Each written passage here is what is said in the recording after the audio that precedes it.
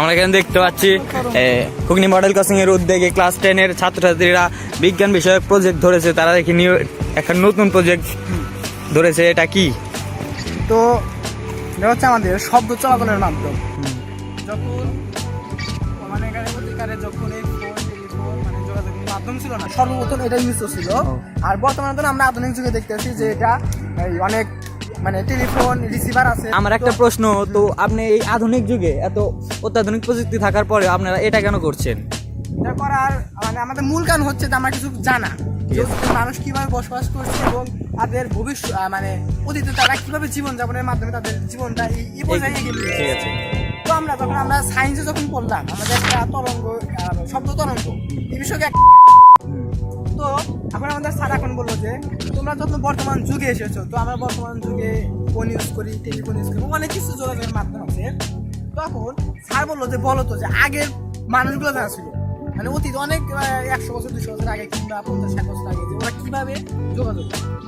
তো আমরা সেটা এক্সপেরিমেন্ট করার জন্য মানে বই আমাদের কিছু উদাহরণ ছিল এবং সেই এক্সপেরিমেন্ট অনুযায়ী আমরা এই প্রজেক্টটা তৈরি করেছি। ঠিক আছে। তো আমরা এটা তৈরি করার পরে দেখলাম যে এটা অনেক সুন্দরভাবে মানে স্মুথলি কাজ করতেছে। ঠিক আছে। স্মুথলি এটা কাজ করতেছে। তো এখন আমরা মানে মূল বিষয়টা এটা যে অতীত সম্পর্কে অনেক কিছু ধারণা পাওয়া, এটা ছিল আমাদের মূল বিষয়। ঠিক আছে। হয় তো এখন আমরা দেখবো যে এটা কিভাবে কাজ করে। ঠিক আছে। কিভাবে কাজ করে। তো এখন দেখতে পাচ্ছেন ওই পাশে একটা লোক, এই যে এটা কিভাবে কাজ করে আমি দেখাই একটু আপনাদের।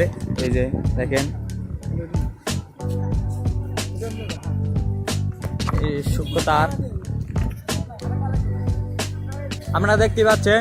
এই ব্যক্তি এখানে রয়েছে এবং সে অনেকখানি দূরে, প্রায় 12-15 মিটার দূরে সে কথা বলবে এবং সে যা বলবে আমি যা তাকে জিজ্ঞাসা করবে সে সেটা শুনতে পাইছে কিনা। এটা এখন মানে কাজ করবে কিভাবে সেটা একটু বলুন। ঠিক আছে। আমরা দেখছি যে শব্দ চলাচলের জন্য কোনো একটা মাধ্যম প্রয়োজন, সকলেই জানি। আমরা দেখছি এটা একটা মাধ্যম। তো এখন আমি যখন কি করবো, এটা আওয়াজ দেবো, আওয়াজ দেবো, তখন এটা মাধ্যমে প্রবাহিত হয়ে যাবে। ওই পাশে যায় ওদের আওয়াজটা শুনতে পাবে। আমি এখন এটাতে আমি ঠিক আছে, আমরা এখন এটাই পরীক্ষা করবো। তুমি এটা এমন ভাবে বলো যাতে ও শুনতেও না পায়। তুমি শুধু এটাইতেই বলো, নাও যে কোনো একটা শব্দ বলো। আমরা দেখবো ও সঠিক শুনতে পাচ্ছে কিনা। হ্যালো হ্যালো, আমি এখানে হ্যালো বলছি, আমি জিজ্ঞাসা কি বলছি। ঠিক আছে। তুমি এখানে কি শুনতে পেয়েছো? Hello hello. কি হ্যালো পেয়েছি। ঠিক আছে, তুমি কিছু বলো এখানে। তুমি আর কিছু কি বলছো? ঠিক আছে ঠিক আছে, সে এখানে পিকনিক বলছে। আমি দেখি ওখানে গিয়ে সে সঠিক শুনতে পাইছে কিনা। তো আপনি কি শুনতে পেয়েছেন এটাতে? আমারে বললো পিকনিক এরকম কিছু একটা বলছে। ঠিক আছে। শব্দটা বাতাসের কারণে এটা মানে স্পষ্ট শোনা যাচ্ছে না। ঠিক আছে, এখানে তরঙ্গটা বাড়ি খাচ্ছে সেই কারণে বোঝা যাচ্ছে না। বাতাসে ওকে কম্পাঙ্গ করতেছে। তো আমার শব্দের পাশাপাশি কম্পাঙ্গ করতে আছে না, সেটা আমার কানে আসতেছে, আমি এটা ভালো শুনতে পাচ্ছি। ঠিক আছে, তোমরা তো আরো অতীত সম্পর্কে আরো কিছু জানতে চাও না?